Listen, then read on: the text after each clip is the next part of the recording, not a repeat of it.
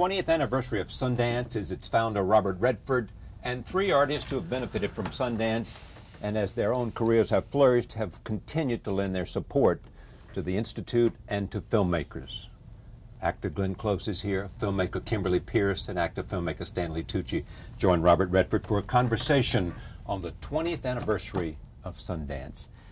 Let me just start with this. When you began this, I mean, it really began how, and what did you hope to accomplish, and what do you think you have as you look back after 20 years and come to New York to take note?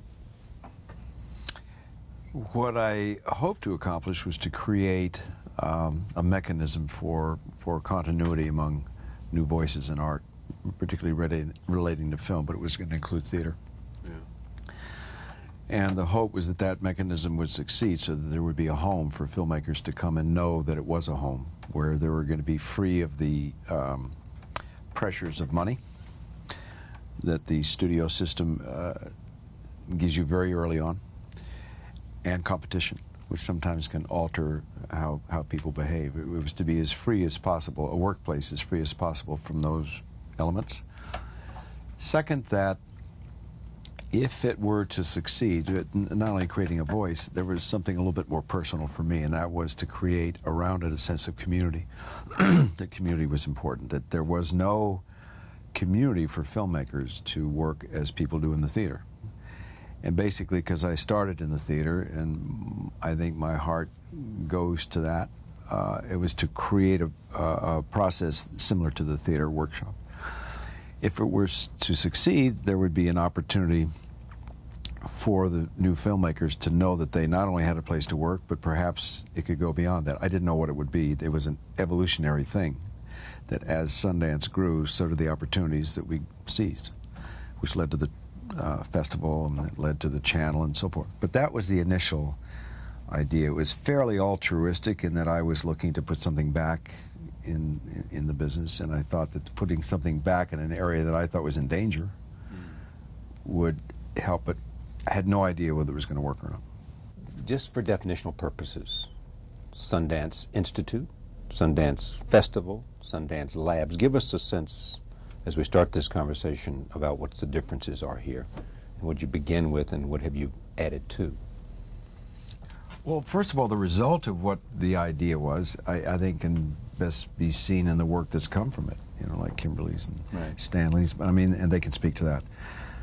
For me, that is the reward. It's a nonprofit organization. I mean, it was started nonprofit to keep it pure, and we did that and also made it just a killer to raise money for. Yeah, but my point here is this, Bobby, is that a lot of people think of the Sundance Festival and think that's what the Sundance Institute is about. And it's about a lot more, because that's what gets the attention. To me it is. To me, the meat of Sundance is really the lab process, because that's the process that allows artists to come and fail, make mistakes, learn. And that to me is the most important part of it. The other is very result-oriented, and also it attracts all the stuff that can threaten the point of it all, such as fashion and media and so forth. So, but that's okay. I mean, if that helps the filmmakers, that's part of the deal too. Yeah, there was a point that you might have been more upset about it than you've come to accept it as part of the deal. I have, yeah. I was upset in the beginning because I was worried about us being able to survive, because everybody was against me doing it. Business people that I'm involved with were against it. They thought it was insane. And I saw it as a second step opportunity for filmmakers to have a place to showcase their work, so at least they could see each other.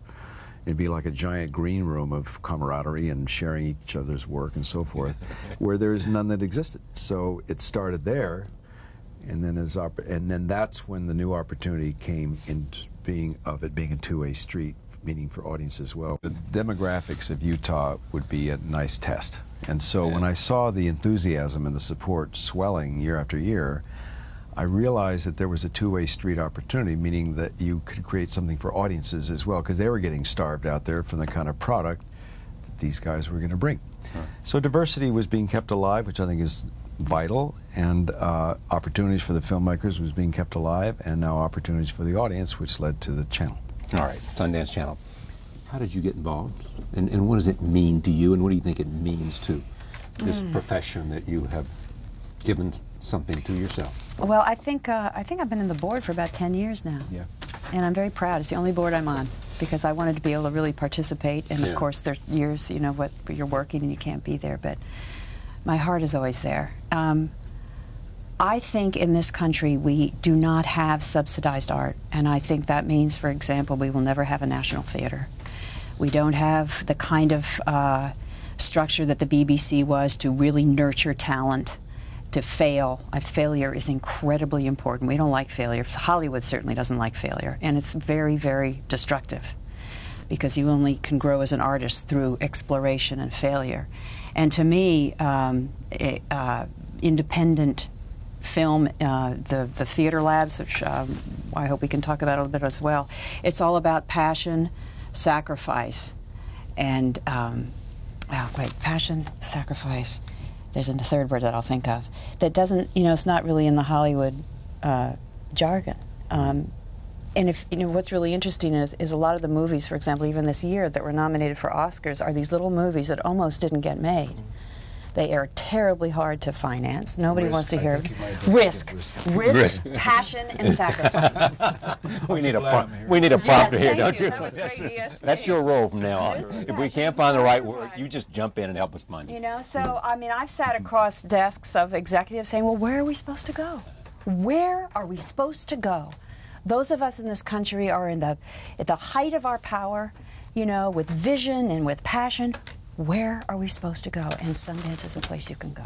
Stanley, tell me how did you come to know Sundance and what has it done for you? Actually, when I was at Sundance a long time ago as an actor with a thing that Maurice Sendak was doing. And that was my first introduction to the lab. It was years later when we made Big Night. We entered the film to the film festival, got into the festival. And probably 6 years ago, was it? Yeah, it was maybe 6 years ago. And it, you know, it completely changed. It completely changed my life, and I think all of our lives who were part of that movie. The festival was so welcoming, and it was sort of the ideal festival in a way. First of all, you're in this incredibly bucolic setting. Right. It snowed every day, and you could go skiing too, which was great. But ski in the morning and make movies in the afternoon and watch them at night. But you know, it was. You look at all the different films that are there. The films from all over the world. And the plethora of films is staggering. The diversity of films is staggering, and the people who run the place are staggering. Staggering. They're staggering because they're so tired by the end. They're staggering. But it was. It's a place that embraces art and embraces, as Bob said, diversity. Okay, so you're a filmmaker. Yeah. You want to be there because what? Because, I mean, there are two things here. One is the festival. I want to where you were entering your film, and you hope to get some attention for it. But you said you first came in contact with the lab. With the lab as an actor, and now I've been to the lab as an advisor for the last 2 years, advising filmmakers, and that to me has been the greatest of all the three experiences, because you see these people, you know, struggling to get even just a few scenes on film, and it's very, very hard, and their heart and souls are in it, and every decision is a monumental decision, and your job is to just guide them as best you can and make it easier for them, and let them fail, which is the most important thing. It's absolutely the most important thing. For me, I learn more about filmmaking in that week that I'm at Sundance than I think I do for over a 5-year period, because you're trying to teach people, but really you're the one who's learning something, I think, in the end. Yeah. Without places like Sundance, I don't know, particularly in this day and age, it's gotten worse, I think, over the years. I don't know where young filmmakers can go to fail, and to find a support system like they have at Sundance. Kimberly, you came to Sundance when? I came in '97, so I was on the other side of all this. In '96, I'd been working on trying to put boys together for 2 years, and I interviewed with Michelle Satter, who's great. So I don't know if it's proper to say she runs it, but she's the one that you interview with. And the greatest thing was she could see where I was at in the process of making boys. I didn't have the money. I had a producer. I had a great character, didn't necessarily know how to put it together in the writing. And then they invited me out, so I went to the writing lab. I went to the writing and directing lab, and then the writing lab again. So I guess I would have kept going. They would have let me. But all of us, after we leave the lab, we're like, can we come back? And you can. But it's extraordinary because, like he's saying, you have these advisors. You've got great people in the industry who they understand what you're trying to do, and they allow you to pursue what you're in love with the material without trying to take you away from it. And they help you with your craft to discover what it is you're trying to say. So it's like the new plateau, kind of once you hit a certain limit with your own work. Without Sundance, Boys Don't Cry would what? Boys Don't Cry wouldn't exist. Would exist? I don't think so, no. Because I think clearly that character was so complicated, and there were like 1,000 ways to write that thing wrong and direct it wrong. And I found a lot of them. At Sundance. At Sundance, That's which the is the failure thing you're talking about, right? Yeah, I was and the sacrifice and the risk and the whatever. Very well acquainted with that. What, Stanley? I said they have some of those clips here today. Yeah, we'd like to show you. We'd like to show you failure. You know, Hollywood likes formula. Yeah. And formula is a very deadening thing.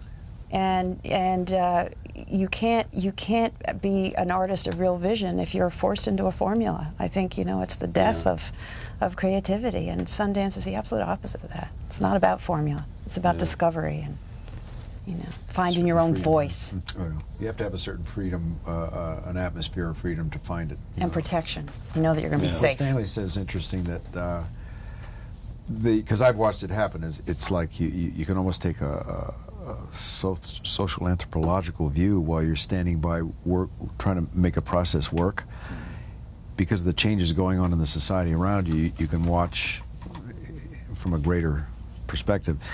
And the industry, if you just stop and think, for example, right now what we have, somebody was telling me yesterday there was a film that opened this week into gigantic numbers. It was about United Wrestling Federation. This is with Rock or whatever it is. Yeah, Rock. I don't know. I thought it was the governor or senator from Minnesota, but I guess it's somebody else. But this summer there are going to be 16. There are going to be 16. Been a film? This summer there are going to be 16 sequels just this summer alone. If there isn't a dearth of imagination in that and what Glenn says, formula. Okay, so that's what that is, and it's not to disparage, it's part of the industry, but what concerns all of us, and the reason Sundance is in existence, is to have this place to work where the other part can be kept alive. And I think there's some serious threats to our business going on right now because of the way the audiences have shaped to younger and younger, the way Hollywood follows the money, and you don't blame them for that. They're just a business. There's nothing more. They're nothing more than that. But who's going to keep the diversity that existed in theater and in film, during the periods of film history? There were periods of time, the 30s, the 70s, where you could make films that were about issues that surround our lives, and they could be dramatic and effective. And now they're not going to be taken a chance with anymore. So where are you going to get it? Where are you going to have that opportunity? Here's my question, and then we'll come back to where you have the opportunity, because the word protection comes up when you read about Sundance. Protection as well as authenticity and freedom. These kinds of words are there that define it. But why isn't the filmmaking community that is located in Los Angeles, New York, why aren't they passionate about this? I mean, don't these people love film? I mean, I realize they're business people. I realize they care about the bottom line. But don't they also have any soul, a part of them that cares about all the things you just articulated? I do. I think, but there are those who do and those that don't. It's not a uniform thing. Sure. There are exceptions like there are to any rule. But the bottom line can't be ignored. That's what controls the industry right now, and is controlled by people who come at it from a bottom line world. Who are putting up the money, and therefore they're looking. One of the things that's happened in Hollywood is that the big studios have been taken over by huge corporations, and the studio just becomes another line on their budget, and they're not people who are connected, you know, creatively at all. They just say, "Are you making money? No. Well, then you better do something that's going to make money." You know, we've got to show our shareholders. And it's never been so naked as it is now. It's about, and that's why I think there's this push for these big sequels, what they call the tentpole movies. What's the tentpole? That they're the big franchises. Oh, I see. Because they have huge return, and that's what people see on their, you know, the shareholders. There's less risk going in, and therefore the possibility more. What happened to, just take me through this. So you go to the festival, you get help to make this film, screenwriting help, you get lots of advice, you get a chance to make mistakes, And then what happens? Well, that's kind of a lot of the stuff is in there making the mistakes. Right. I mean, you go through the lab, so you come in with your project and you actually get to bring actors out, and you get to shoot scenes, and you get to display those scenes and have people look at them and see if they work, if they don't work. I mean, I can't emphasize how extraordinary that is. I mean, when you say that the studios have like a bottom line, it's not just like having a soul or not. It's like Sundance is actually this huge apparatus that kind of allows you to do this. I mean, it takes a lot of people's effort and a lot of money. So you get to see your material as it is. You kind of see it for where you need to take it. So then you leave the lab, and the great thing is you have like a new set of eyes for your own work that you really probably wouldn't have had you not gone in and been able to play with it and experiment and fail and succeed, hopefully. Okay, and so then you get your film made. No. That's your big wish. I mean, the great thing is Sundance kind of opens doors to meet producers and maybe get money, but the hardest thing in the independent world, I mean, I went onto set with $700,000 to make that movie and got $1 million, 2 weeks in, finished up, did not have enough money to finish editing it. It almost fell apart. We pre-sold it at Sundance for $5 million. I mean, each step of the way, that movie was ready to just end. So the thing is, you leave Sundance with a new vision, but the idea of getting the money, I mean, Sundance really helps you, but it's really hard in the industry to get that money. I mean, the great catch is that, you have a vision, you have a passion. And, I say you don't have to share my passion. I just share your money. I have enough passion for all of us. But the thing is, a lot of times people don't get it. Take my passion and your money, we can make music. Oh, but they don't get it until they see something. So that's what happened with you. Right. But you just need the chance to have something to show people. What do you think? Stanley, tell me about independent films. You're an actor, director. What's happened? How have they changed? And how has that paralleled what's happened at Sundance in enhancing, giving a forum, et cetera, et cetera? Well, I'll give you a perfect example, I think. I had a meeting yesterday with Michelle Satter, who, is one of the people who runs the lab. And 2 years ago when I was there, I found this guy's script, I was there as an advisor, and he was there as a young filmmaker. Found this script, great script, fantastic script. I said, look, I'd like to help you get this done. Talked to Michelle about it. She said, great, we'll all help. That was 2 years ago. We have been struggling now for 2 years. I've sent it to almost every company in the world, and I'm not joking, that has money, okay? We were looking for 3, now we're looking for 2, now we're looking for 1. But here, to answer your question, the people that we sent this to, the sort of the usual suspects in America, said, the script is beautiful. Stanley, it's a beautiful script this guy wrote, but we can't make it. And I say, well, why can't you make it? He said, well, it's pretty risky. It's pretty risky, and we've got to make some money now. We really need to make some money. We need a safer bet. Commercial. Right. We need it, but commercial, even on a smaller scale. So, and they say, if you had given this script to us a few years ago, we'd make it. And I can see very clearly how, when Big Night was made 6 years ago, it was almost in a way like the peak of independent film in America. The Academy Awards that year were mostly independent films. And after that, the studios got the idea. They said, okay, we know how to do this now. They start all those little divisions that they have. Right. Then they sort of periodically start putting people out of business, in a way. And what they did was, in a way, co-opt the independent film formula.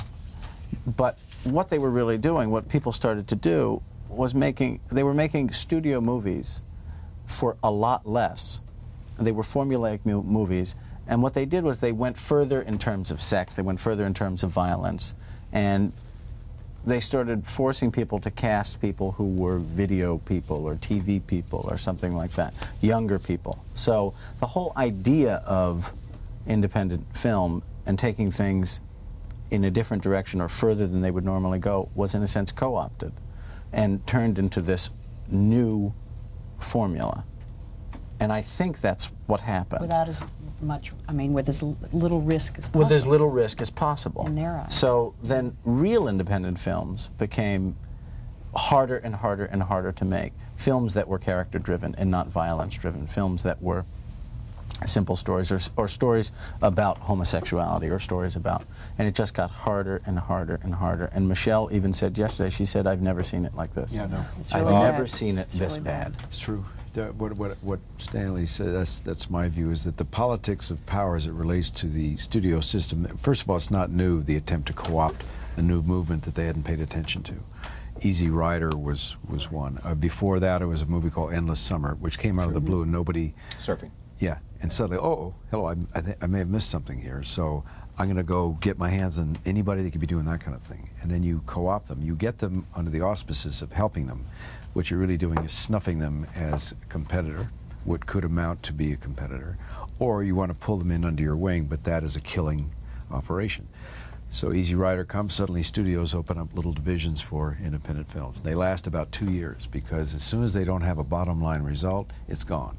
So the commitment is pretty transparent, and therefore it doesn't really But also last. for us actors, what it means, because I'm, been working on producing little movies too, is that what it means is you have to ask your friends to make no money, nothing, to try to keep within this budget. You go to your friends and you say, can't pay anything, but it's a good script. And how long can you exist like that? Okay, here's what I don't understand. I mean, I thought we were here to celebrate Sundance. Yeah, it sounds like a funeral. It does. It does. I mean, and we are celebrating the notion of what happens at the lab, and how this is a privileged place where people get a chance to take risk and learn and all that. But all this is But the are you reason why Sundance exists. Right, and still what we're has just to talking exist. about. And I think it's also cyclical too. I mean, I think I agree. I think it'll change. I think it will go back. How and when, I don't know. Hopefully soon. But if places like Sundance don't exist, it's going to have a harder chance of coming back. Okay, help me with this, Bob, too, because what I thought the story was, and I'm learning something here, which is good. I thought it was a parallel development of independent films because Sundance ushered in this exposure, had risen to take a different place in the panorama of movies, and that its growth and Sundance growth paralleled, and all of a sudden, as in your own words, independent films don't have to be boring, they don't have to be dark, they don't have to be anything. They can be everything that great drama and great storytelling can be, right? Storytelling. Very key word. Yeah. Talk about the theater lab, because I want to get back to that for you. The theater lab was part of your original vision. Yeah, that was the original concept behind Sundance. When I bought the land in I bought 2 acres of land in 1961, and then built my own cabin there, and that was just to be a retreat from New York, where I was living and working. And then it grew to what it is, and so finally, when I bought a large section of land, basically to preserve the land, just for preservation, I then created a monster, which is how was I going to make the payments for it? And so something had to be put in place that generated some kind of revenue, but I didn't want to do that because it seemed to defeat the purpose of preservation, so it got very complicated, and I made some bad business choices. I wouldn't change them for a second, but they were bad business choices in terms of business, which is not to develop real estate, not to put anything there until I knew what the it would be, which came in 1984. Wait, what was a bad choice, the business choice?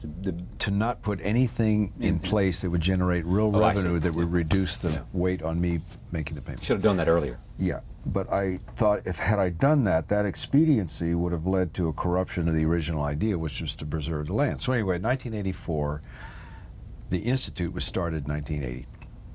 It was 4 years in, and by that time, when I saw El Norte come through, and I realized that was the first hint that the idea could take hold, and you could see what the result could be. There you had a minority situation. Nobody would have taken a chance on a movie about Mexicans immigrating north. And the Nava team hadn't done a whole lot. So therefore, that breakthrough into the commercial marketplace of a film that we shepherded through our lab came within the first 5 years, which led to the festival. Okay, so that was 1985, 86. But in that little short time, when I saw the energy of the lab and how it worked, even though it was very primitive, and in its primitiveness was something magical and wonderful, because it forced the artist to be resourceful the way you had to be when you were in summer stock. You know, we're so glad to get past summer stock and get a lock in our career, but then 30 years later, 20 years later, you look back and say, you know, I really missed something about, what was it about summer stock?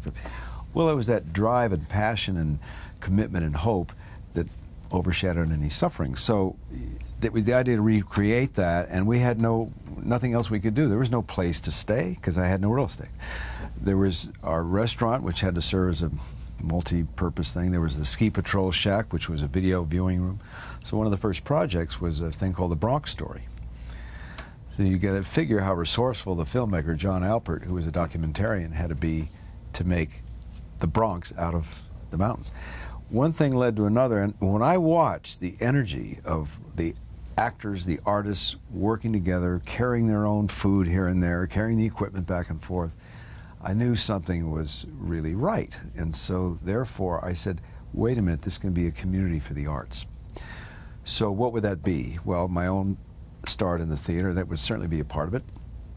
Theater is always being threatened, as Glenn says, the lack of subsidies. It always threatens the future, although I believe art will always find a way to survive. But the idea would be to create a theater place for people to come and work, but mostly new voices, new playwrights. And actors would come and have a chance to work both theater and film, as many actors have done and do, and it gives them a chance to keep their oil going. And that it would be slowly a community that would lead to music and to dance and the other disciplines.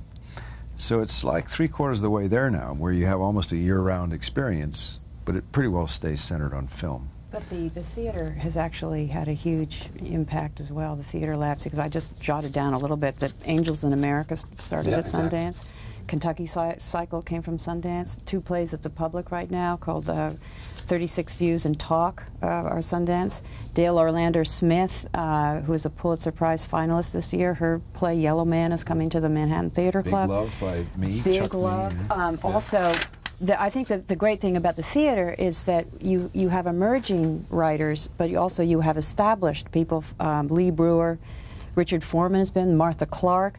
Carol Burnett and her daughter developed their play Hollywood Arms, which is just opening, I think, tomorrow in Chicago, directed by Hal Prince. And they came through the Sundance Theater Lab. Okay, but let's understand the process. They came through Sundance. What does that mean? You have every project, like this summer there's 7 projects, there are 14 fellows. Each project has a writer with a director attached. And then you have a pool of actors who you use as your resources to actually mount scenes and work out problems and develop your vision. So it's a working, real situation where problems are solved, and you have wonderful resources, not only in actors that you might have directed only for the first time, but with directors who have had experience and dramaturgs who have had experience, who are great, to throw ideas around with.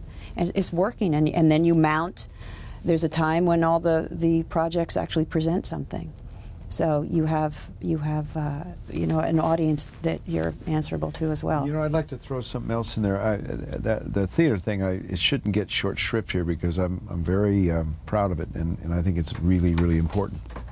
Because the same problem that faces film faces the theater and the other disciplines. But I'd be curious for Stanley to talk about something that I always thought was a good thing, which was that if it worked, if this process were to work, it would be a two-way street, meaning the advisors would get as much out of it as the novices.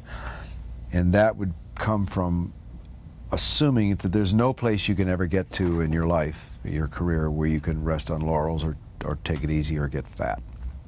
That there's always something to be learned, always something to be challenged, some new turn to always make, but it needs sometimes a galvanizing push. And so I had hoped that when the actors and the directors came through, that the advisors, rather than going there and thinking, oh, this is tough because these people don't know what they're doing and I've got to try to help them and I've got to be patient and it's going to be tough, that at some point, if the young filmmakers were worth their weight, they would be challenging the suggestions and the advice as well as they were taking it in, and that there would then be created a dynamic. Yeah, and I don't know how that's worked, but I think Stanley, having been through us both, I just wondered. Let me just say what I want to capture here is the reality of this place. you know, because we're trying to take you there as best we can. What it means both in terms of the lives of people, but what actually happens to make that meaningful. The reality is, in a nutshell, to me, it's like going back to college, but imagine the best college in the world for what you want to do. And you wake up in the morning, you have no extraneous classes. You're only focused, like a conservatory, you're only focused on what you want to do. You wake up in the morning, you do what you want to do, what your passion is. You have all these people around who are experienced in the same field. They have lunch with you, they talk to you, they watch you. The focus is really all about you and your learning.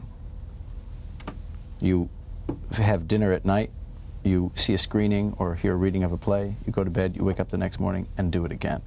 It's like heaven, almost, in a way, for an artist. It really is. That's it in a nutshell. To address what you said, it's very interesting because I see, I remember going there the first time as an actor and being very nervous, but being able to work with somebody like Bertrand Tavernier, who was an advisor that year, who was one of my favorite directors. And I was able to sit down and have lunch with him, and I asked him a couple of questions about a movie he made, which I think is an incredible movie called A Sunday in the Country. And he answered some questions for me that were absolutely, they were revelations, his answers. And it taught me, that little lunch taught me so much about filmmaking. As an advisor, there was, I'll use an example, this year there was a fella who made a series of short films that I watched and I didn't particularly care for. And I thought, well, he's not very talented. I just, you know, I'm going to focus on these other people. I'm not so sure this guy's. And I don't get it. I don't get the subject. It's not. So we sat, we watched this guy, and I hadn't gone and worked with him. I had focused on a few other people. Yeah. I went and watched this guy's work. Watched this one scene that he shot. Yeah. And I'm watching the scene in the screening room. The scene comes to an end, and I thought, oh, what? Something happened. I guess it, you know. And then I realized that I was only watching this one scene. I thought I was watching a movie. I was so caught up in it. It was so brilliant. Obviously, I don't know what happened at Sundance in a week, but this guy became a completely different filmmaker as far as I was concerned. It was incredible. It was incredible. And those whose script you say, hey, this is a really good script, this is going to be great, you may end up on the screen, you think, that's terrible. You know, that's just terrible. So what comes to the fore and what works and what doesn't work is, you just never know. And that's sort of the beauty of the place. It's very much about process. And you know, there's another thing that I don't believe there's any problem that cannot be solved, and particularly when it's being solved by the creative process. What happens in Hollywood when the meter's ticking, which it is right off the bat, and you're going to have problems because nobody can ever anticipate fully what a making of a film is going to be like, or what problems it's going to toss up during the process, and you have to handle them very quickly because the meter's ticking. For Sundance to be a place where you can feel okay to fail, yeah, because that's not the issue. That business of what Stanley says of working through, there is, in my whole experience there, and I really enjoy that. Part of the joy I get out of it, since it's non-profit, is to either see these people talk about their experiences or see their work get through, is to participate myself.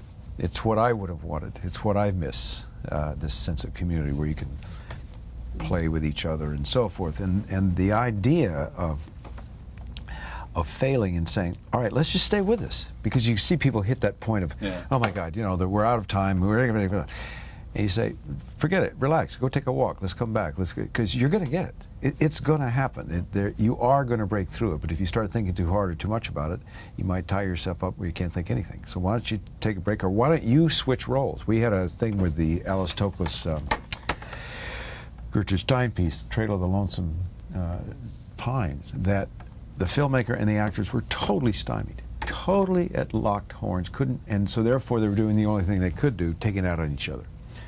So he said, why don't we try? They couldn't solve the problem. So we switched roles. The actors made the director ask the actors to switch roles. knowing that it'd be a disaster in a way, but something good might come, which it did. Yeah. And their different interpretations, and the fact that they were suddenly freed up, there was a freedom that took place in just that little move, which was problem solving. Yeah. Then the whole thing went off on its own and got even You know worse. what I'm learning more and more, and I feel very strongly about it, that as artists, all we really have is the process. And if you don't get great joy out of the process, you should be doing something else. You should, first of all, choose your material because you have a very subjective, passionate reason to do it. And then you should have, be surrounded by the best people possible so that you can have, it's your life, it's your time. And that process should be worth it, And you never can predict whether somebody will buy it or whether it's going to be totally successful. But the process, is where the great joy and the creativity happens. And I think in a place like Sundance, you're allowed that. Outside of Sundance, is it rare to have that presented to you where you fall in love with the product and the process and the whole thing? So the joy is in the doing of it. Well, that's how I feel now. I have to be convinced that it's worth leaving my house because it's my time, and the most precious thing we have on this planet is time, and how we choose to use our time and who we choose to spend our time with. And I don't want to waste my time. Good for you. Your motivation was just to what? I mean, you had to tell this story. You had to know. You had to. The minute I read about Brandon Teena, I just fell in love with this person. And I couldn't believe, I wanted to know who he was and why he did what he did and why he surrounded himself with these people who destroyed him, his love and his loss. And really what was great was I had that emotional connection from the beginning till the end, and he was like my responsibility. And then I suddenly felt like all these people came in, and it sounds kind of corny, but it was kind of like they were helping me do what I had to do, helped me see it more clearly. And I think there is that kind of blind attachment that you get to material. You're just like, I have it because it's just so hard. You want to see from our point of view when Kimberly comes through or anyone else along that line, when somebody comes through and they're attempting something that's very personal, and it's reaching something different. It's risking something different, a new approach, a new voice, a new attitude, a new point of view about a subject, or a totally brand new one. You want so badly to help them see it through because the world's going to be better for it. It's going to be better because there'll be options, and diversity will be kept alive, which is so valuable for the consumer. And so to work them through and to watch them take hold and find their focus and then roll on with it is about as satisfying an experience as you could have. Here's lots of questions. One is, why is it only at Sundance that this is taking place? In other words, first of all, it's taken a lot of your time, your energy, your money, your everything. Yeah. You would have made more movies, directed more movies, because Sundance became part of your own reason for being. Yeah. Right? Yep. Why is it only at Sundance we're talking about this phenomenon? You would think that it's so important to who we are as a people and a culture and all that, right? And how important films are to us, that this kind of breeding ground will be repeated. Because you had no role model. You had no model, no business model, no role model, no place you could say, I want to duplicate what's happening out there. I wouldn't have done it if what excited me was doing something different. But you found it step by step. You had no grand vision, did you, other than this is what I love and it can't be done a better way? Yeah, there has to be, I'm worried that from a product standpoint that we're going to start to lose the ability, let alone just the chance to see the product, we're going to lose the ability to make it unless something is kept alive. That was in addition to just creating something for artists, which is what I would have liked, and which I always expected to be a part of for my own enjoyment. But these opportunities, as I said, grew with time. So for me, it was like, my God, look what's happening. Things are shutting down here. You're getting cartoons made for large budget experiences. You're getting sequels made.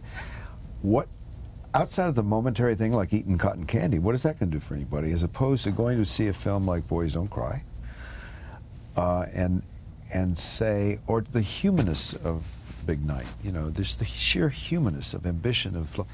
To me, that chance to give those people life has got to do with all of our lives, one way or another. It has to do with all of us. All right. Just keeping that stuff alive was I think, I extremely think it's important. so important now because, you know, with the whole phenomenon of the internet, for example, where people, we think it's better communication. I don't think so. I think we're getting numb. I think there's so many things in our culture that are numbing us and homogenizing us and generalizing us and you know, we desperately need to know why people behave the way they do. We have to be reminded constantly of our humanity, you know, and how we are connected rather than disconnected. Let me take a look at another phenomenon which you have all witnessed, which I'm particularly interested in. It is the rise of documentaries. You know, you feel strong about this, I know. Lead off here. Well, I think documentaries have. I've made several, and a lot of people don't know that, but I've made them because I felt that they were a form of filmmaking as well, and that we should be careful not to do what we do, which is overclassify things for our own benefit or our own ease. The documentaries had an ability to portray the truth, which became more important as a channel for the truth, as the channels for the truth got shut down with political manipulations, doublespeak, spins, all the stuff that was confusing the people in terms of where's the truth here. Documentaries provided that, and particularly when they came from the areas that were being oppressed.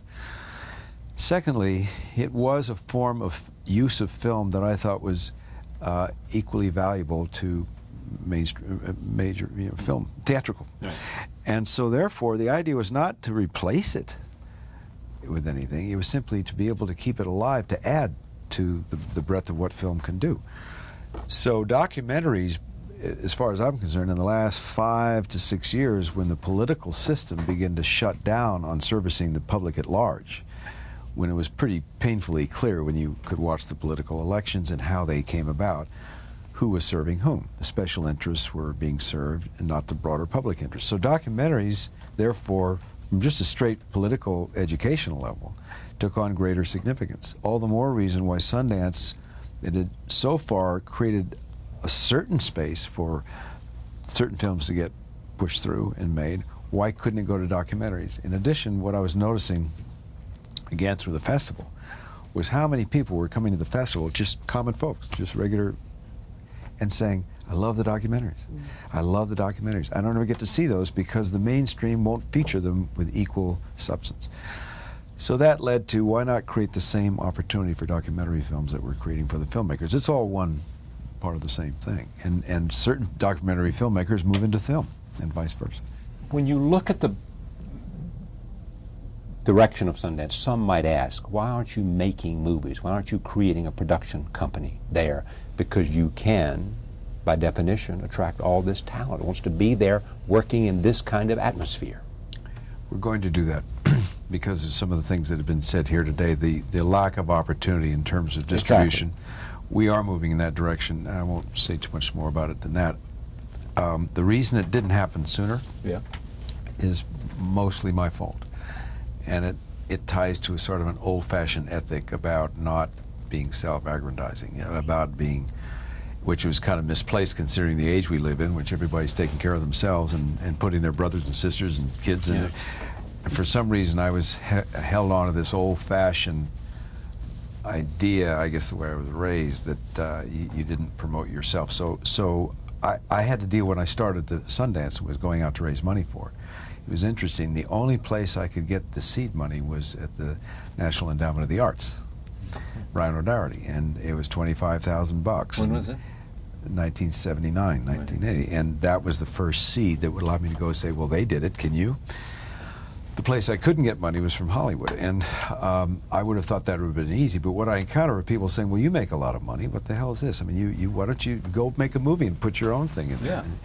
And I realized this was going to be a tough thing. So what I did was make sure that I was not tied in any way to the product flow that came out of it, that I wouldn't cherry pick my own lab system, that even though it was nonprofit, I personally could certainly jump in and grab one of the projects, which I would have loved to do as a producer, as a filmmaker.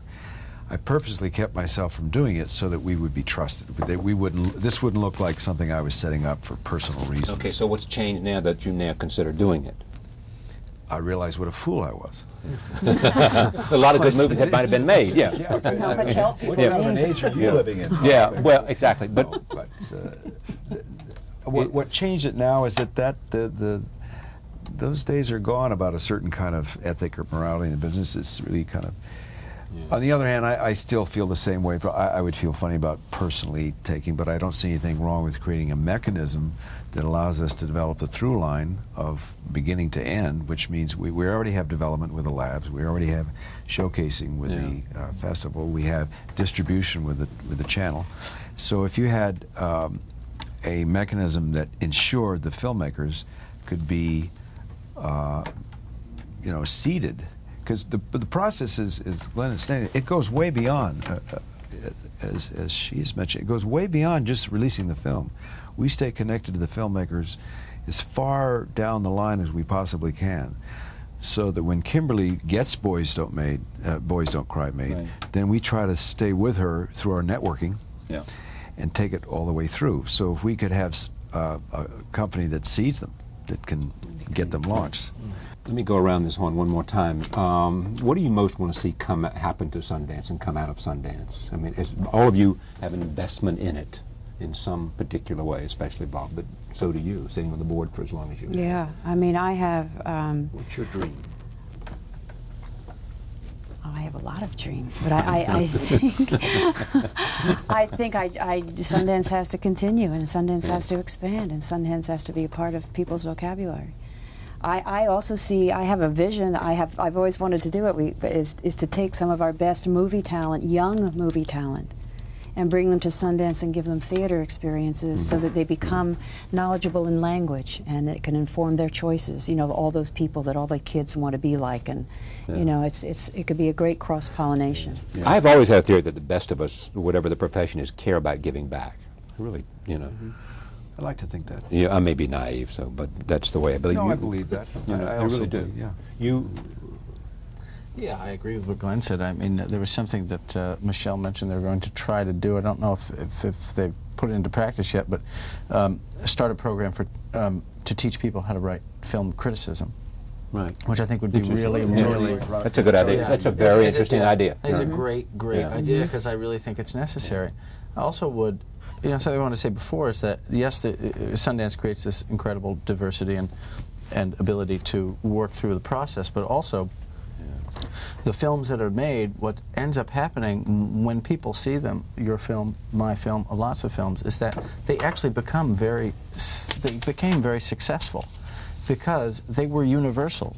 Even though their themes were and the stories were very specific, they really were very universal films. If more places like Sundance existed, more of these films would be made, and people would see that independent film actually is as universal as something like what is the largest blockbuster today, or something like that.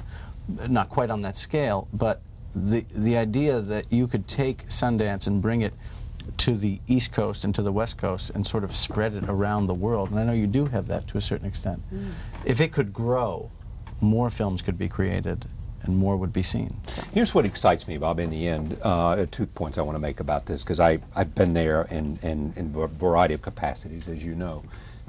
It is a place that's exciting because of all the things we've said, but there is a creativity, there's a sense of people who really want to learn, and there is, with the idea of people who want to learn, the idea of people who want to give, who are so excited about the opportunity to say, I've been working in this business, in this craft, in this profession, that I want to give you, I want to share what I know. And too often you don't have that opportunity to do that, or you don't take it, and there's no place. That takes place. The third thing that I think about when I think about it is that, this notion of what is going on, is digitalization, digital filmmaking is coming along, and we have a whole range of new opportunities where film can go. Sundance Channel happens to be one. That you could, at least, if you are an optimist as I am, you hope that that somehow all these things will coalesce to create more and interesting and diverse and a variety of different kinds of storytelling. I mean, as long as I have talked to you, it is always sort of this word that's always there is authenticity and storytelling. When I conclude about Sundance, there is always this notion too, and I assume you'll be just happy with this if it works out that way, that you will be remembered now, today, and tomorrow, as much for the films that Sundance has made possible as those films that you have participated in? I never thought of it that way. I never bifurcated. I guess I didn't imagine Sundance to become quite the large issue that it has. So therefore, I never put myself. It's not an either or, but it is, in fact, it has grown to be something. Yeah, for you. I guess so. But I didn't think, in terms of how I felt about it, I didn't give any thought to that. I didn't give any thought to imagining my own work and the body of my own work in comparison or against the work of the Institute. It came later on as there began to be evidence that the Institute was achieving a purpose, and playing a role, and that it was accomplishing what its initial purpose was. I had the satisfaction of seeing the result of that. I didn't so much connect myself to it other than the joy of seeing it. Thank you. Okay. Thank you. Thank you. Thank you. Thank you. Thank you. As this airs on public television stations around the country, there will be people in New York coming together you'll be part of this, you'll all be part of this, to celebrate 20 years of Sundance. If you love movies, you certainly should love Sundance. Thank you for joining us. We'll see you next time.